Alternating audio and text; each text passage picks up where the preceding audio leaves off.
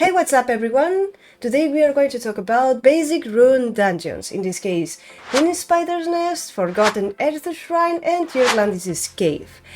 These dungeons are going to provide you with the most basic rune types, and the effects will provide you with a small boost on the main stats of the game. I don't know, maybe you want to join PvP to get some extra points and you cannot reach good enough stats. In this case, these sets are going to help you out until you can slowly switch to new sets, to the late game sets. I'm going to be providing you with the best free-to-play options. I'm going to focus on free-to-play teams, so you know, in case you don't have the best units, how to complete each dungeon on the hardest levels. However, I'm going to also mention the best 5-star alternatives. The free-to-play teams may not be the fastest, however, they are meant to help you clear the hardest levels with the least amount of resources as possible. I'm going to play short runs in the background with example teams. There are many units and combinations out there. I'm not going to stop to explain every single one of them because it would take forever to finish this video. I'm just going to show you the best free-to-play teams and the best 5-star alternatives. So let's start! This is the first dungeon that you're going to unlock, and it's going to provide you with energy and endure runes. Those are good on early game to boost your HP and resistance a bit. As the first dungeon, it is also the easiest. However, if you're a new player, your stats are going to be limited. In this case, you're going to need a more specific team.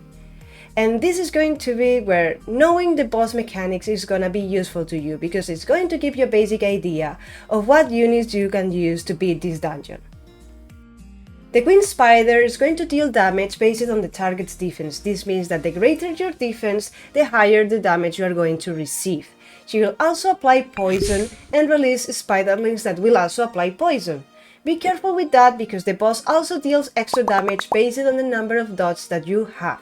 This means that you are going to need to bring a cleanser or either immunity. She will also cleanse the debuffs on herself from time to time, plus attack speed up and defense up to the spiderlings. As the last thing, she will apply provoke, so another extra reason to bring a cleanser or either immunity. For DPS on 5-star, I'm going to give a special mention to Argen. He's the best win DPS monster in the game and will also deal damage based on the number of harmful effects the enemy has. If you wish to use another option, the second best option is Water Gory. He's a collab unit, however, if you happen to have the Water Meta clone, you can copy his skills, so you can technically use him. Every single unit that I mentioned here can be built with the same set, using Rage Blade with attack, crit damage and attack, except Naomi, that as she gets crit rate from her passive, she doesn't need such a big amount of crit rate, so you can use those stats to switch them for survivability or extra attack. Regarding the support units, the best free-to-play options are Shannon and Shushu. Shannon is going to provide you with attack up and defense up, and Shushu is going to cleanse the dots that the boss will apply on you, as well as heal you and provide you with some immunity. For the special mentions here, I'm going to say Louise. She has such amount of support that it's very difficult to die using her. She has invincibility, cleanse, heal, shield, just a lot of useful stuff in here. If you have her, don't doubt and use her. Another good unit that you can also use here is Fran, however as a free-to-play, it's going to take you a very long time to get her. There are multiple units that can be used in here, because it is a very simple boss, so almost every single unit that is going to provide you with heal, either cleanse or some kind of protection is going to be useful for you. Another good option for 5-star units is Bastet.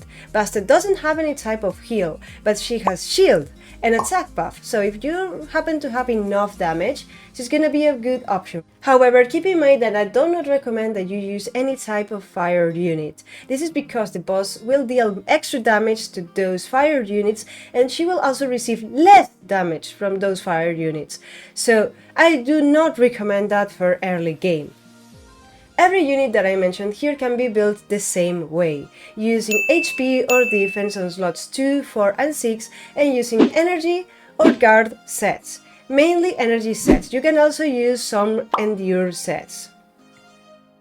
And this is it for the first dungeon. Let's go to the next one!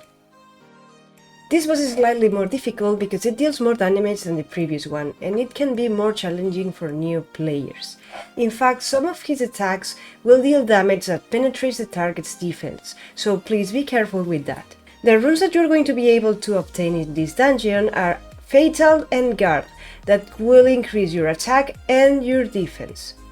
This boss is gonna keep buffing himself attack up and defense up, so keep in mind that you are going to need to bring a consistent buff remover. The boss will also keep cleansing the debuffs on himself, as well as apply move speed down, pull the enemies towards him, stun them and knock them down. Immunity is not a must in this dungeon, but keep in mind that you are going to need to bring a consistent healer as well as some other kind of protection in case you are lacking some defensive stats, like as an example maybe a shield unit. There is a free-to-play unit that is a must in this dungeon. It's gonna be used in every single stage of the game, early, mid and late game. This unit is Regal. He's gonna keep removing the boss's attack up and defense up and replace them with attack down and defense down. There's no other unit more suited for this role than Regal. Another free-to-play option that you can pair up with him is Perna. He's given to you right at the start of the game, so everyone should have him. If you have both of them on your team, your runs should be pretty smooth, nothing complicated. If you are lacking some defensive stats, you will need to remove a DPS. In this case, please remove Perna. Because you're going to need Regal, you're going to keep removing those buffs. If the boss accumulates too much defense up, it's going to be very hard to kill. So in any case, if you have to choose, remove Perna. Both of them can be built with the same types of runes. Rage and Blade with attack, crit damage and attack for slots 2, 4 and 6. Having said that, let's go with the support units. The best free-to-play options for this dungeon are going to be Arena, with Shield, Cleanse, Defense Up and Heal, and her fire sister Chloe, with Invincibility, Heal and Cleanse. For the 5-star special mention, I'm gonna say Ariel, with tons of heals and cleanse. He's one of the best healers in the game. HWAHEE, with attack buff, oppress, defense down and heal, and Busted. There are other options that can be used in this dungeon, just refrain from using wind units due to the elemental disadvantage. Except Louise, she can be used anywhere with a proper set due to her tankiness and supportive skills. The support units that I mentioned can be built the same way, with as much HP and defense as you can give him, except HWAHEE. This is because her heal is scaling with attack, so you are going to need to build her with as much attack as you can give her, and some supportive stats so she can survive the dungeon. In short terms, you're going to need a stripper, a decent damage dealer, and a support unit that can provide you with tons of healing. In case you're struggling to stay alive, you switch one of your DPS monsters with a unit with invincibility or heal. With this in mind, you should be able to clear the hardest levels in no time. If you still can't, don't worry, you still need some decent stat to clear the hardest levels. Just keep farming the hardest level that you can, and you will eventually get there. TALLADES is the hardest of the basic dungeons. He deals a lot of damage and is going to consistently apply move speed down, defense down, attack down and bleed to the enemies, which is going to be a pain in the ass for new players.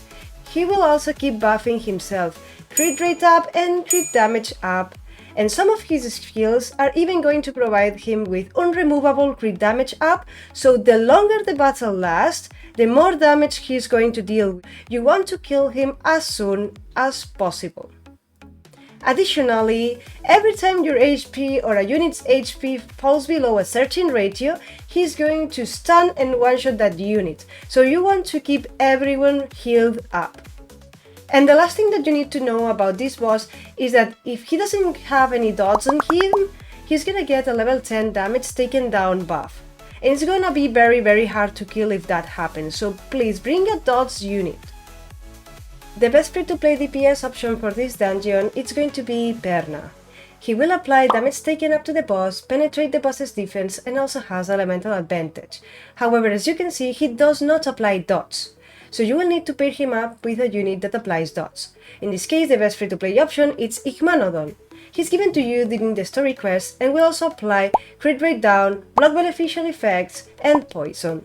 He's also a unit that is based on defense, so it's very nice, because he's gonna be very tanky. The 5-star special mention for DPS units is gonna be Thessarion. He's going to apply defense down and burn. Every single unit that I mentioned can be built with similar runes, with Rage Blade. Just that Perna and Thessarion will need to be built with attack, crit damage and attack, and Igmanodon requires defense instead of attack. Talking about support units, the best monsters are going to be Chloe, which we already mentioned before. For the 5-star units, HWAHEE and Louise are the best options. As you can already guess, those are the best PvE supports in the game. Other good units here are Juno with Cleanse, Strip, Heal and Burn, and Ophelia, which has Defense up, Attack up, Block, Harmful Effect Removal, Heal and Cleanse. Honestly, almost every single support unit in the game can be built the same way for early game, used with as much HP and defense as you can give them, with energy and guard set. Nothing complicated, focus on that. And that's it for today's video. I hope it was useful to you. If you liked it, please hit the like and subscribe button. And also, please let me know in the comment section below what do you think and what kind of content do you expect to see on the channel. Take care, bye!